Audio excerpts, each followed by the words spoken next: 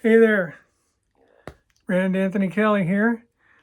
I thought somebody might be interested in what I've been buying in LPs since 1977, and so I decided to do an alphabetical show and tell. I'm going to do the A's today, and if everything goes well, I'll do the B's tomorrow, and so on and so on. Okay, here we go. First album up is Accordo dei Contrari from Italy. This is a special kind of LP, it's a double, and everything's in 45 RPM for maximum quality. I do have a rule. If you have a gatefold, I show it if there's a gatefold. I wish everybody did that. That's all I'll say about that. That's all I'm going to say about that. Let's see here. Okay, moving right along. We go to Aquafragile, Mass Media Stars, Italian, Prague, great stuff. I love this band. If you like PFM, you will love Aquafragile, because this guy right here, Bernardo Lanzetti, ends up singing in PFM on the Chocolate Kings album. And we'll talk about that when we get to the B's. Next up, David Allen from Gong. Now is the happiest time of your life. This is quite the wild psychedelic trip here, people. It doesn't get much stranger than this. It's really good stuff. Speaking of David Allen, we've got his 1980 album, Divided Alien Playbacks. This is, as I can remember, pretty crazy stuff. This is where he tries to go new wave psychedelic, start his own genre. It's very strange. Not like Gong. It's just weird. Here's kind of an EP called The Death of Rock and Roll by David Allen. I just bought it because I was at the works and I saw it in the rack and I thought, you know what? I'm a fan. I'll buy it. Can't remember anything about it. Okay, we got Ambrosia's first album. Ambrosia's started out as a super prog band. Some of these songs on here are just mind-blowing. Like my favorite tune by the band is Mama Frog, which is on this album. Incredible stuff. Love Ambrosia. Their second album was called Somewhere I've Never Traveled. This was produced by Alan Parsons. And this is a different kind of album because it folds into a pyramid. And I'm going to try to see if I can remember how to do that. Let's see here. Yeah. I can't remember how to do it, so I just won't do it. I don't want to break it trying to make a pyramid out of it. This is a French, no, excuse me, I made a mistake. This is an American pressing on their label, 20th Century, I believe, which was a subsidiary of Warner Brothers. I do believe. But anyway, this is called Life Beyond LA. This is where they kind of straddle the bridge between, this came out in 1978, and this is their third album, and they kind of straddle the bridge between prog and pop. Very well done. The first cut is killer, title cut, Life Beyond LA. And then I don't have the LP for the next album, 180, but I do have their last studio album called Rhode Island. This came out in 1982. That's a very weird sounding album. I mean, they didn't know what to do. It's like, let's be prog, let's be pop. They tried to meld it all together. Overall, it's not super successful. There is one song at the end of side 2 called Ice Age that's really great. All right, here we go. Probably my favorite singer ever, John Anderson's Elias of Sun Hillow. Now this thing is just cool as heck with artwork, and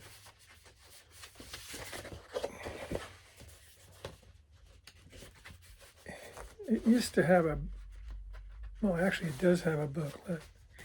There's the first page, and then it moves over. It's hard to kind of move it though. Anyways, I'm having difficulty. Okay, there we go. So yeah, pretty cool artwork. I can't remember his name right now who did it. This is the back. Yes fans will recognize that. It's a symbol that Jon Anderson always sings under on all the concerts after that album. This is his second album called Song of Seven. And I always thought he tried to look like Paramhansa Yogananda in that photo. It's the same kind of color, that sepia look, as he did in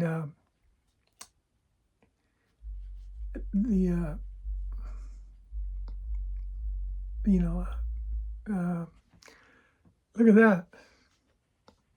What do you think that might be? Anyways, good album.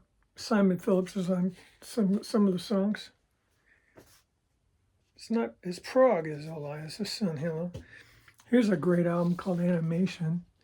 This came out in 1982, and the band is great. Got Jack Bruce, David Sanchez, Simon Phillips. Just really cool band.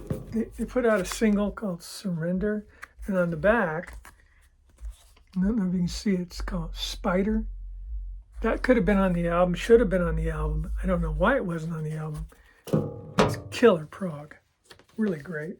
Simon Phillips is a monster on that song. Let's leave it off the album, John said. Here's his Christmas album called Three Ships. It's not all Christmas songs, but sometimes good stuff. Can't go wrong with Jon Anderson. Here's what we used to call the second White Album, till somebody wrote the name of the band with ink on the cover. It's called Aphasia. They were a local band out of Eureka, California, where I used to live, and I was a member of this band for about 10 minutes. And I won't go into it after that. Here's the very first Argent album, the song up here that became a big hit for Three Dog Night called Liar. It's a good album. Got some more Argent coming.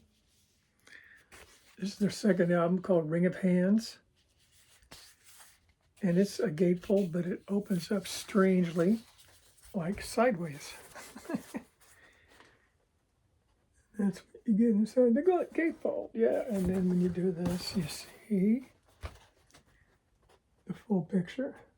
I like the water, the way it's coming down hand to hand. I think that's the way to look at it. Anyways, great album. Can't go wrong with Argent. I love all the Argent albums. This was my first, All Together Now. And I bought this because Hold Your Head Up was on the radio when I was in the Air Force. And this is really great. Gatefold, and it comes with a little booklet.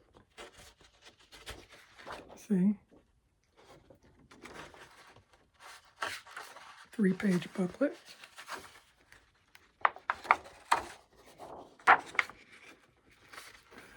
All right. Great album. Here's another Argent album, In Deep.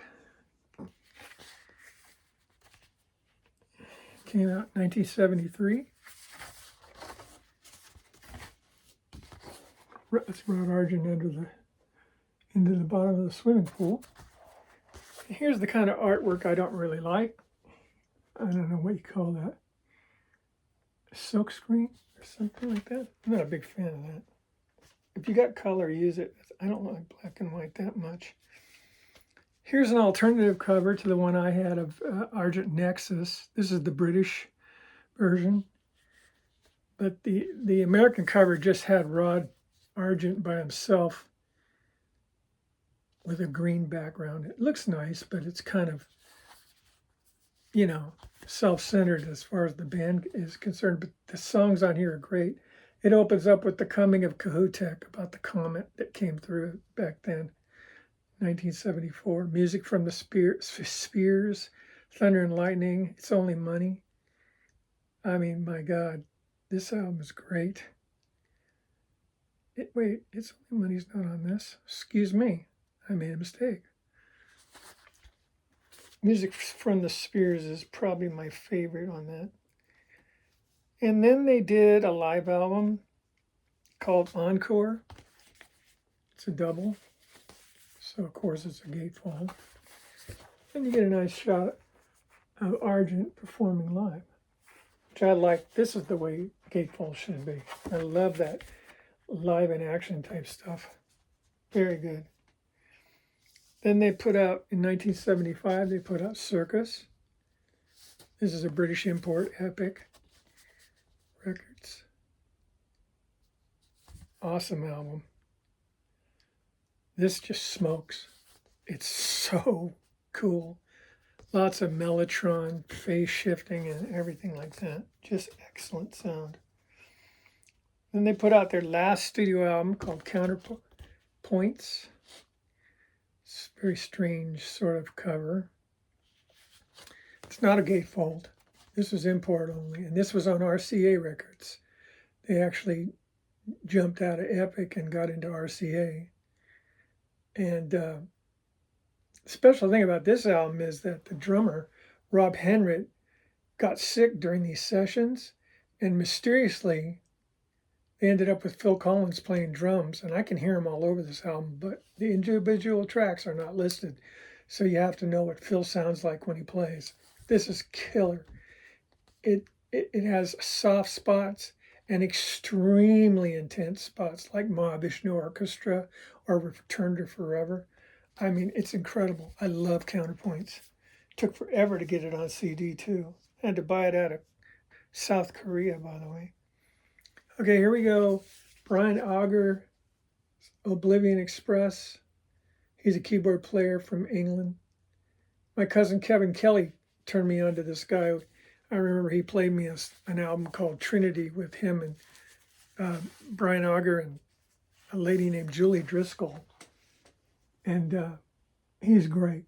Great keyboard player. Just awesome. I got a few of these. This one's called Straight Ahead, Brian Auger's Oblivion Express. Not a gatefold. This one's called Happiness, Heartaches. Really weird cover. Music's incredible. And he's got a singer with him named Alex Ligertwood, who would end up on Santana in the mid 80s or late 70s, 80s. Yeah, I think he showed up on Moonflower. Here's the live album by Brian Auger's Oblivion Express. Excuse me. There's a picture of the band. Nothing fancy, no gatefold. And this is just a Brian Auger solo album called Planet Earth Calling. I don't remember too much about this, but if I kept it, I liked it. So there's Brian right there. I forgot what year this is. I believe this is in the 80s, but I can't see it because when I get up close, I can't see. And then we've got Automatic Man. Speaking of Santana, the drummer from Woodstock with Santana, Michael Shreve, seems to be this band's drummer. And a guy named Pat Thrall on guitar, who you may have heard of. There he is right there. In the middle. Pat Thrall's killer on this album, so is Michael Shreve, and it looks like some of this got chewed up somehow. I don't know what happened. Not real happy about that. I take good care of my records and covers. Oh well. The coolest song on here is Interstellar Tracking Devices. I love it. And then they put a second one out called Visitors, which I don't think is very as good as the first one, and Michael Shreve's not on this. The drummer is someone who nobody even knows anymore. His name is Jerome Rimson. Don't know him. It's a good album, but it's not as good as the first. And the last one of my A section is a band called Aviator. This is a spin-off, shoot-off band, or what do you call it, from Man from Man's Earth Band. Mick Rogers on vocals and guitar. Jack Lancaster on saxophone, keyboards. Oh, Mick Rogers also sings all the songs. Clive Bunker from Jethro Tull on drums, and John G. Perry on bass from Caravan. And it's a great album. And I just bought it on CD. So this one I also have their follow-up called Turbulence, but it's only on CD, so it didn't make the cut for what I'm doing. So there you go. There's my vinyl collection for the letter A.